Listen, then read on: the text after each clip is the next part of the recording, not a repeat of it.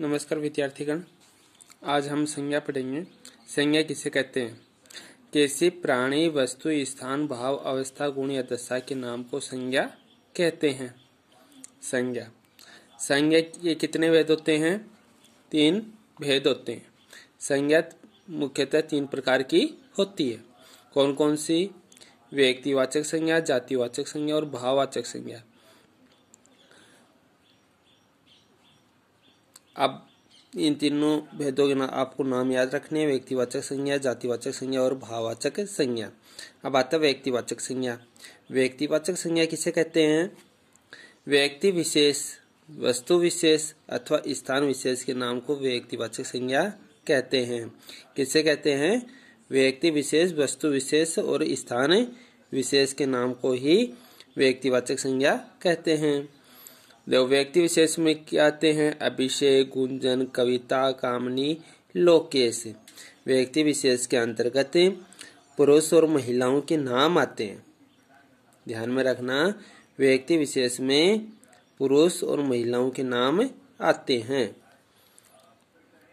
वस्तु विशेष में रामायण, उषा पंख, रीटा मशीन।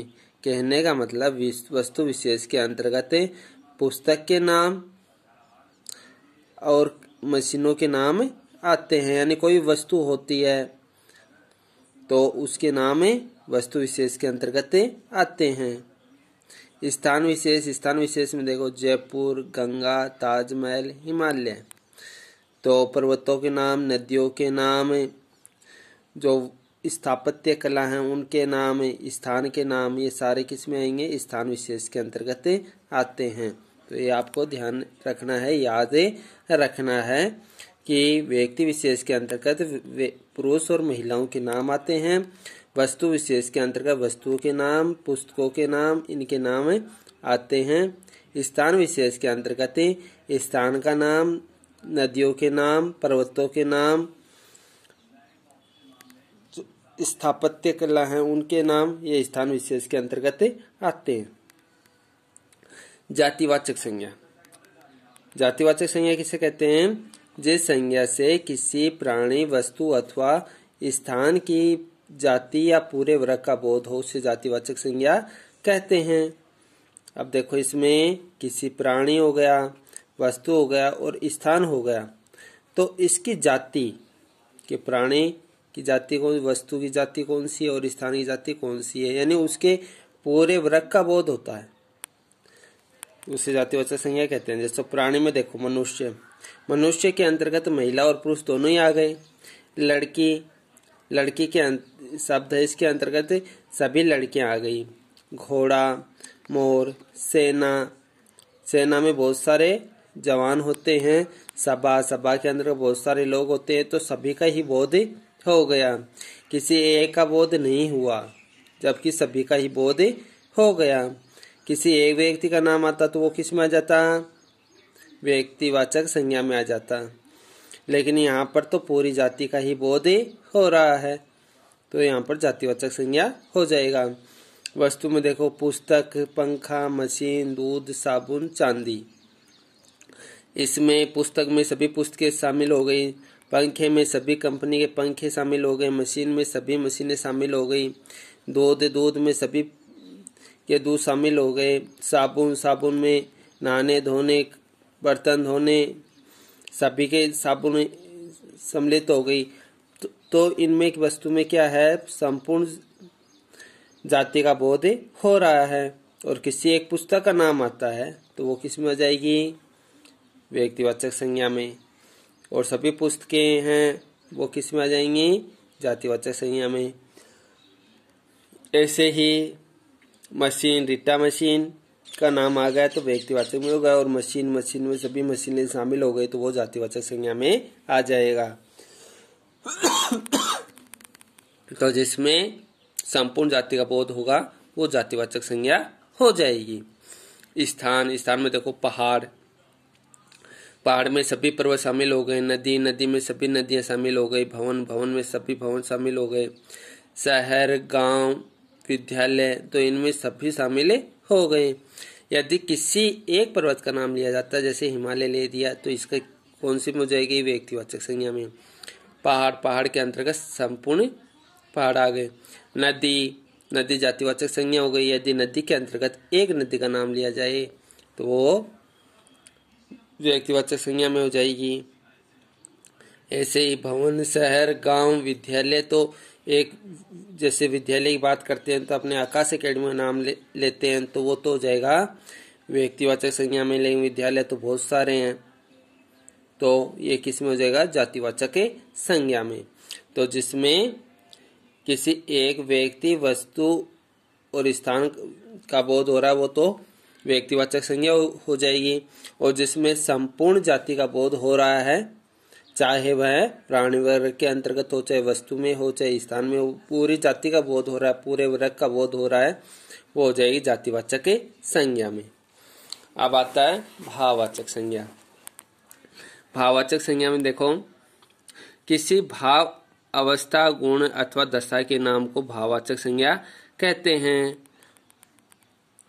भाववाचक संज्ञा में भाव हो जाएगा, अवस्था हो जाएगी, भाव के अंतर्गत सुख दुख ये सारे भाव होते हैं। अवस्था होती है जिसमें बचपन होता है, युवावस्था होती है, बुढ़ापा होती है, ये होता है अवस्था।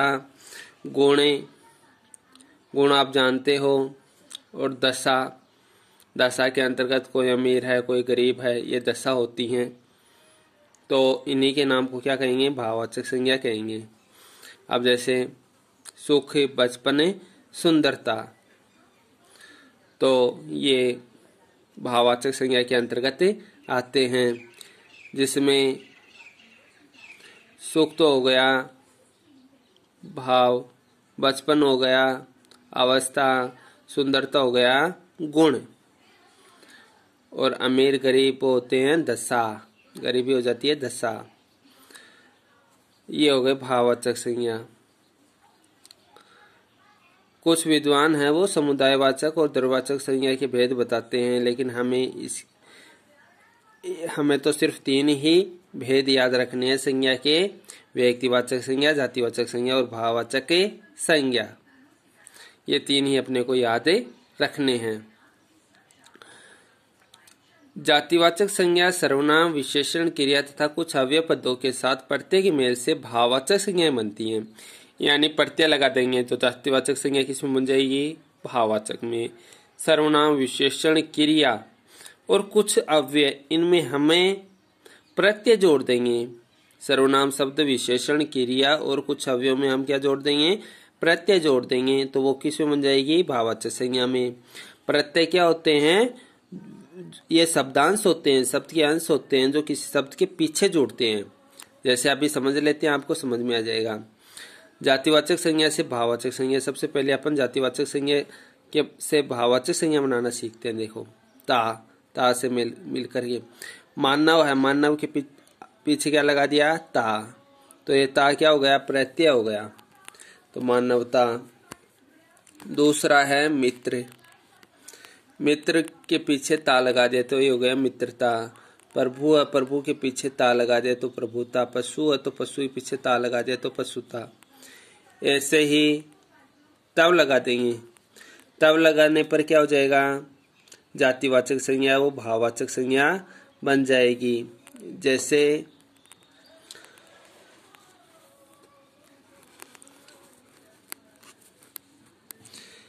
जैसे पशु, पशु में तब जोड़ दिया पशुत्व। मनुष्य, मनुष्य में तब जोड़ दिया मनुष्यत्व। कवि में कवित्व जोड़ दिया। गुरु में गुरुत्व हो गया, तो ये तब जोड़ने से हो गया। पन में देखो, लड़का शब्द है, जातिवाचक संज्ञा है, इसमें पन प्रत्यय जोड़ दिया तो हो गया लक्कड़पन। बच्चा व्यक्तिवाचक संज्ञा है, जातिवाचक संज्ञा। जातिवाचक संज्ञा में पन जोड़ दिया तो हो गया बचपन। तो इस प्रकार से जातिवाचक संज्ञा में ये प्रत्यय जुड़ गए, पन प्रत्यय जुड़ गया, तो इससे क्या बन गया? भाववाचक संज्ञा बन गया।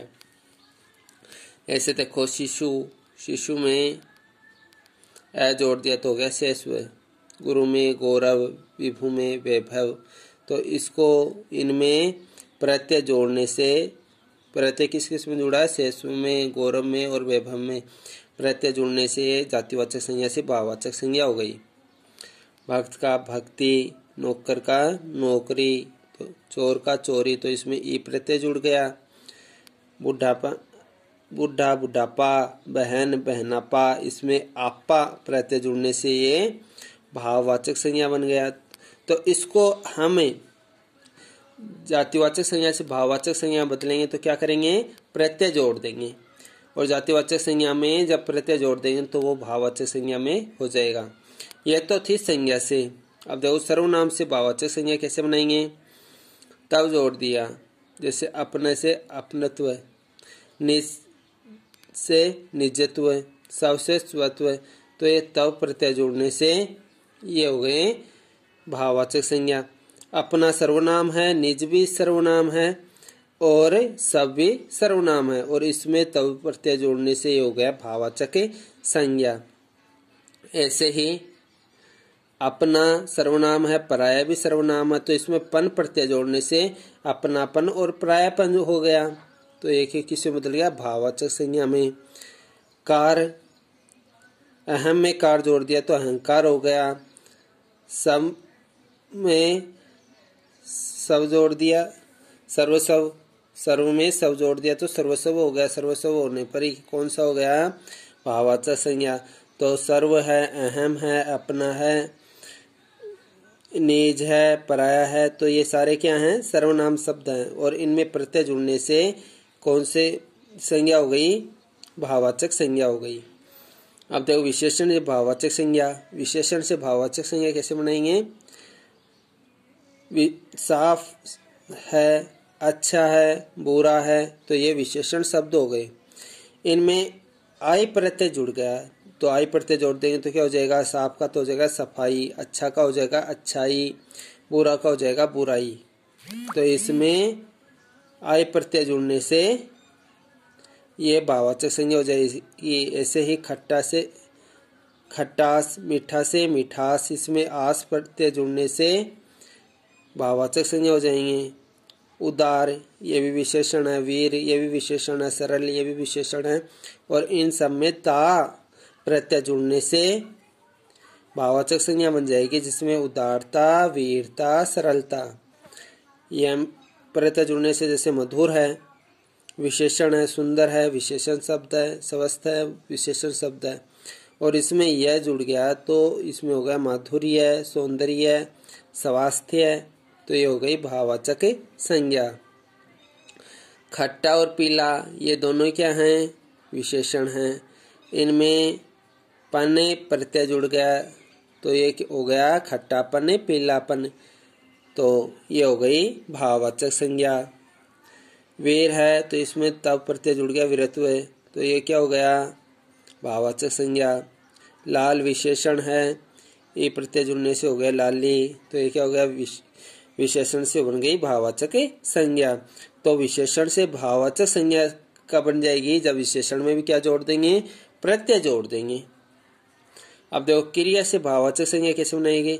खेलना क्या है? क्रिया। लूटना क्या है? क्रिया। जीतना क्या है? क्रिया। अब इसमें ये अंत के में जो क्रिया के जो शब्द हैं, इनको ना को हटा देंगे तो वो बन जाएगी भाववाचक संज्ञा। जैसे खेलना से खेल हो गया, खेल हो गया, वो भाववाचक संज्ञा हो गई।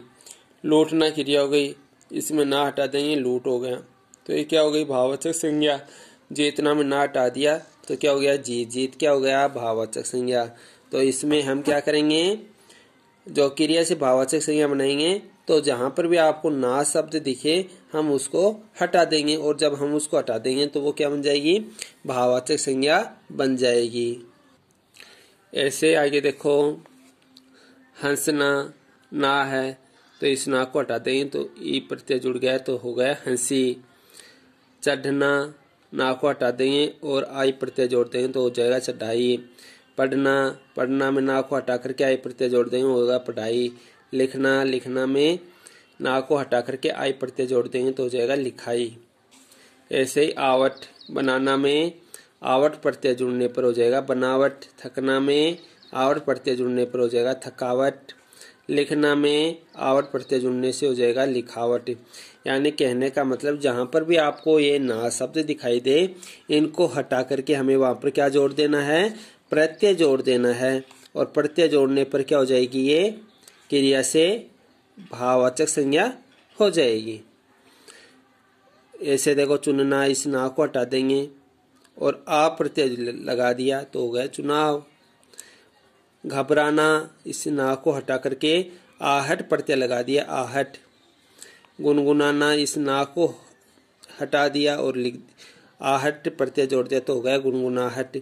यानी जहां पर भी आपको क्रिया में ना शब्द दिखाई दे, आप उसको हटा करके उसमें प्रत्यय जोड़ देंगे तो वो क्रिया से भाववाचक संज्ञा बन जाएगी। ऐसे ही उड़ना, उड़ान, न लेना देना, यानी इसको अपन कह देंगे लेन देन।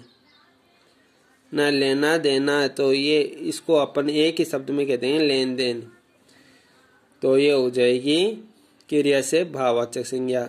अब देखो अव्यय से भाववाचक संज्ञा कैसे बनाई जाएंगी। अव्यय क्या होते हैं, जो अविकारी शब्द होते हैं जिसको हम परिवर्तन नहीं कर सकते किसी भी प्रकार से, लिंग वचन कारक की दृष्टि से कोई परिवर्तन नहीं कर सकते, वो अव्यय होते हैं। अविकारी शब्द पढ़े थे हमने ने, तो अविकारी शब्दों को ही अव्यय कहा जाता है। अब देखो भीतर, भीतर में ई प्रत्यय जुड़ने से हो गए भीतरी। ऊपर में ई प्रत्यय जुड़ने से हो गया ऊपरी। दूर में ई प्रत्यय जुड़ने से हो गया दूरी। तो ये अव्यय से भाववाचक संज्ञा बन गई। समीप, समीप में यह प्रत्यय जुड़ने से हो जाएगा सामीप्य। एक, परस्पर में एक प्रत्यय जुड़ने से हो जाएगा पारस्परिक। व्यवहार में एक प्रत्यय जुड़ने से हो जाएगा व्यवहारिक। निकट, निकट में ता प्रत्यय जुड़ने से हो जाएगा निकटता। शीघ्र में ता प्रत्यय जुड़ने से हो जाएगा शीघ्रता।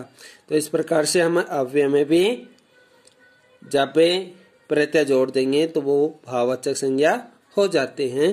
तो आपको इसको ध्यानपूर्वक पढ़ना है और समझना है। धन्यवाद।